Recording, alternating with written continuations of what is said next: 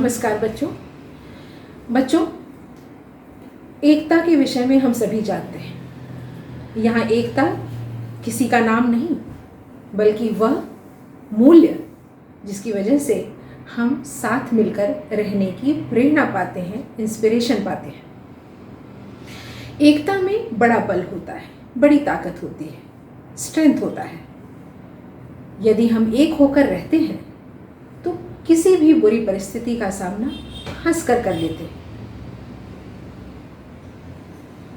आइए आपकी पाठ्य पुस्तक सरोज हिंदी पाठमाला में दी गई कहानी एकता टूटने पर पढ़ें, जो इसी मूल्य पर आधारित है। बच्चों, मैं यह कहानी पढ़ूंगी ताकि आप इसे अच्छी तरह समझ पाएं और साथ ही इस कहानी में दिए गए कठिन शब्दों के अर्थ भी आपको बताती चलूंगी। तो एक बार इस वीडियो को देखने से पहले आप स्वयं भी कहानी को अच्छी तरह पढ़ लें। तो आइए शुरू करती हूँ कहानी एकता टूटने पर। सुनहरा मुर्गा अपनी तरह का एक ही था, इसलिए बहुत से कसाईयों की नजर उस पर थी। काला बंदर भी अपनी तरह का एक ही था, इसलिए चिड़ियाघर के लोग उसे पकड़ने की कोशिश में थे। लाल अमरूद के पेड़ पर लाल लाल अमरूद लगते थे, उसके जैसा भी कोई दूसरा पेड़ वहां नहीं था। इसलिए फल वालों से लेकर स्कूल के बच्चों तक को उसके अमरूदों का लालच था।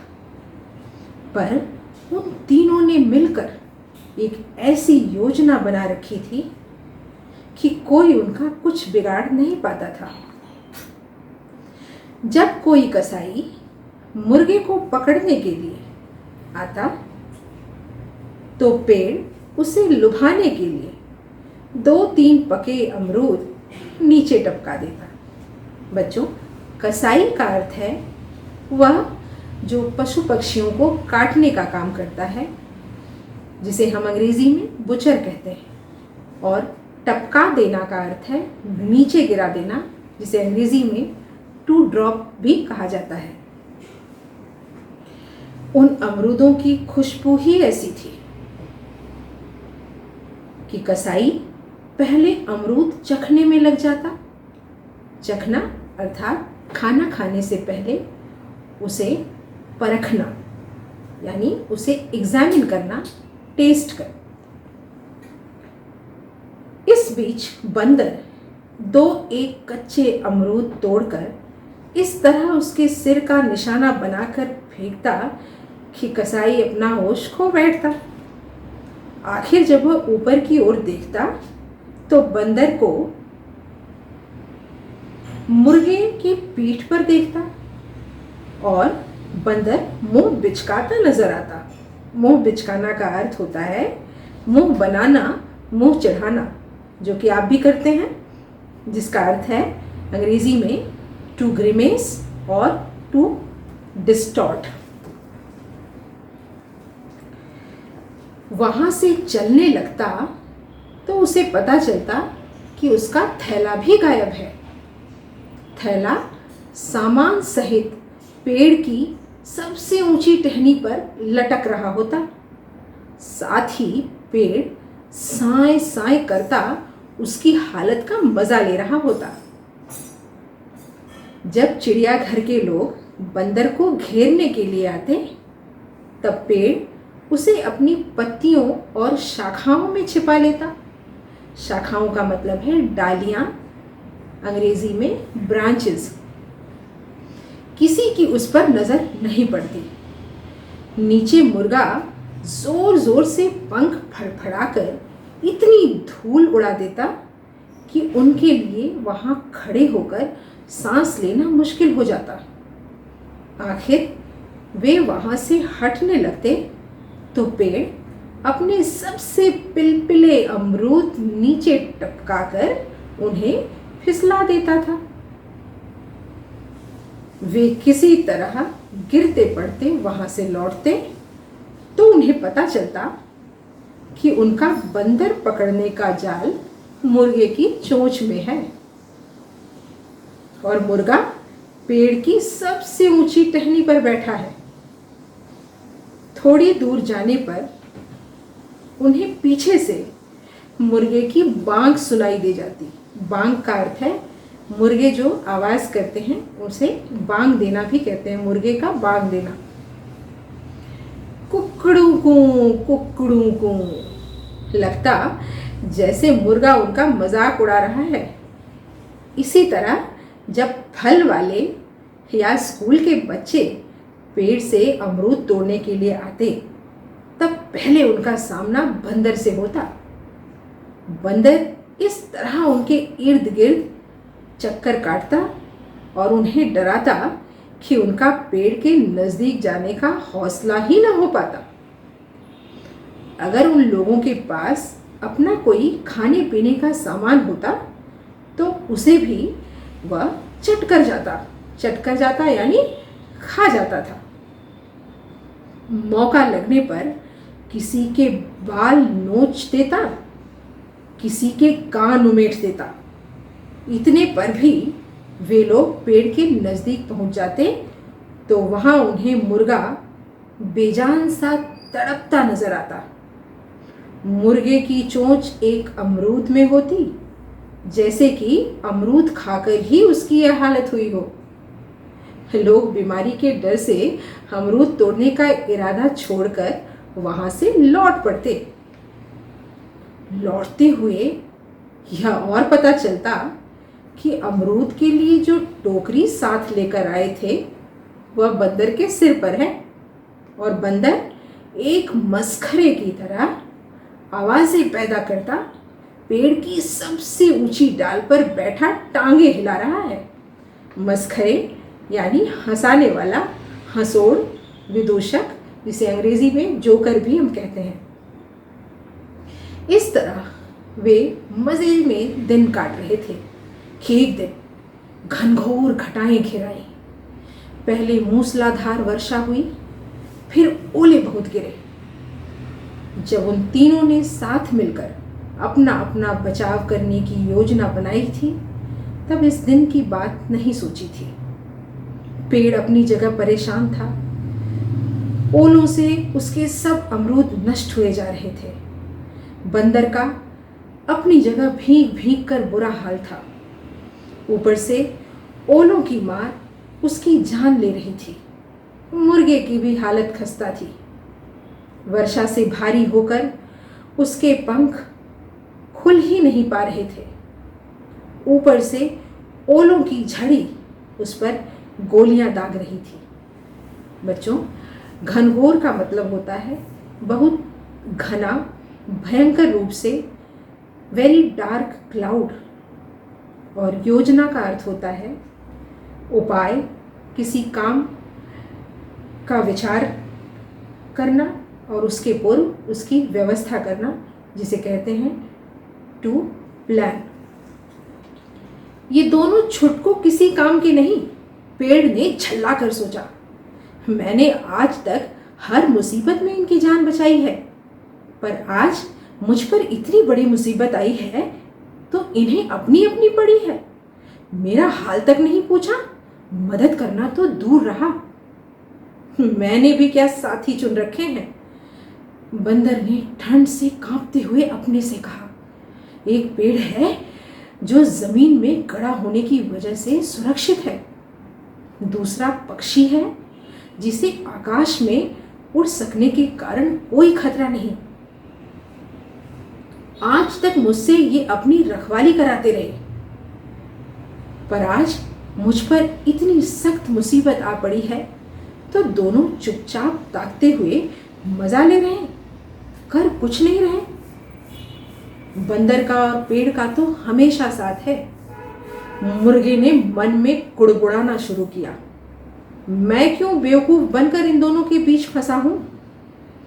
आज तक मैं तो इनकी हर मुसीबत को अपनी मुसीबत समझता आया हूं, पर आज जब मेरी जान पर आ बनी है तब दोनों को जैसे मेरा पता ही नहीं है। मजे से बारिश में नहा रहे हैं और मेरी बात तक नहीं पूछ रहे। तीनों इतने नाराज थे कि आपस में उन्होंने बात तक नहीं की। पेड़ चुपचाप अपने अमरूद नष्ट होते देखता रहा। बंदर चुपचाप ठिठुरता रहा। मुर्गा चुपचाप कुड़ता रहा। थोड़ी देर में ओले थम गए, बारिश भी रुक गई, पर तीनों में फिर भी कोई बात नहीं हुई। पेड़ को चिढ़ हो रही थी कि उसके इतनी बारिश झेलने के बाद भी बंदर उस पर बोझ बना बैठा है। मुर्गा उसकी डाल पर बैठा पंख फड़फड़ा रहा है। बंदर को गुस्सा आ रहा था कि उसे तो ठंड के मारे सन्निपात हुआ जा रहा है, और पेड़ है कि उस पर अब भी बूंदें टपका रहा है। सन्निपात का अर्थ है ज्वर, बुखार, जिसे अंग्रेजी में हम फीवर के नाम से जानते हैं। मुर्गा है कि अब भी पंखों से छींटे ऊपर उड़ा रहा है। मुर्गे को कुड़न हो रही थी कि पानी की मार से उसका तो जिस्म जवाब दे रहा है, और पेड़ ने जरा सी भी जमीन उसके लिए सूखी बचा कर नहीं रखी। बंदर से इतना तक नहीं हो रहा है कि उसे वहां से किसी और सुरक्षित जगह पहुंचा जाए। अगली रोज पेड़ की टहनियों पर पड़ा पानी सूख गया। बंदर का जिस्म सूख गया। मुर्गे के पंख सूख गए, पर तीनों ने आपस में कोई बात नहीं की।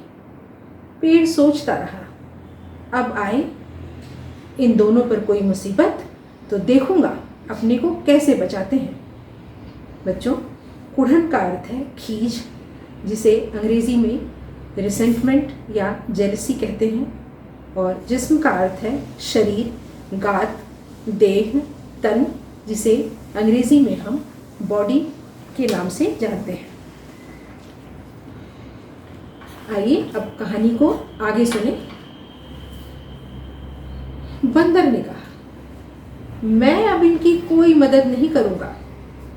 यह बात बंदर भी सोचता रहा और मुर्गा भी। उसी रोज एक कसाई आया। वह मुर्गे की तरफ बढ़ा तो पेड़ ने अमरूद नहीं टपकाए, न बंदर ने मुर्गे को अपनी पीठ पर बिठाया, न ही कसाई का थैला उड़ाया। मुर्गा कसाई के थैले में बंद हो गया। तो बाकी दोनों ने सोचा, अब पता चलेगा। बड़ा मुर्गा बना फिरता था। कसाई मुर्गे को लेकर चला गया। अगले रोज चिड़ियाघर के लोग आए। बच्चों, चिड़ियाघर का अर्थ है जहाँ बहुत से पशु पक्षियों को सुरक्षित रखा जाता है और लोग मनोरंजन के लिए जाते हैं, जिसे अंग्रेजी में हम जू कहते हैं।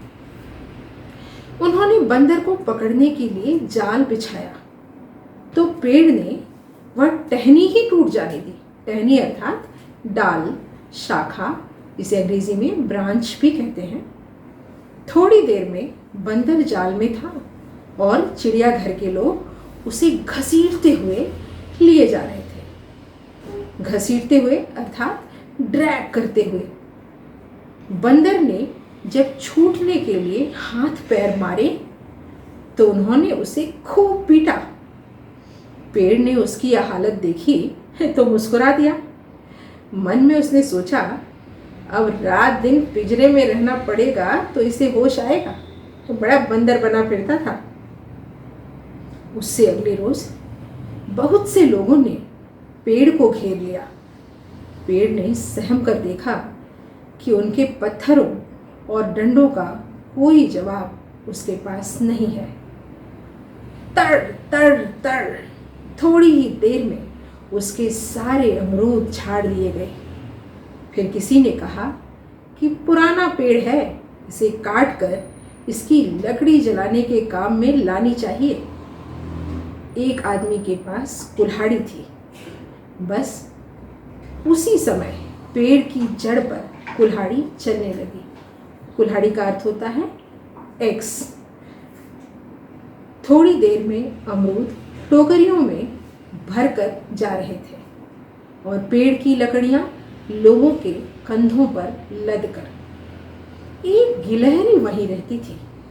मुर्गे, बंदर और पेड़ की आपसी योजना पर वह चकित हुआ करती थी। उसने मुर्गे और बंदर के बाद पेड़ को इस हालत में जाते देखा तो लंबी उच्छ्वास के साथ मन में कहा, जा रहा है यह भी लोगों का चूल्हा जलाने।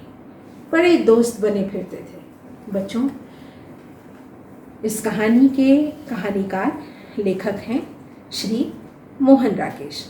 बच्चों, आशा है यह कहानी आपको अच्छी लगेगी और आप इसे ध्यान से सुनेंगे और उसके पश्चात इसे अपनी पुस्तक में पढ़ेंगे। आगे के वीडियो में मैं इस कहानी को संक्षिप्त रूप से आपको समझाने का प्रयास करूंगी। धन्यवाद।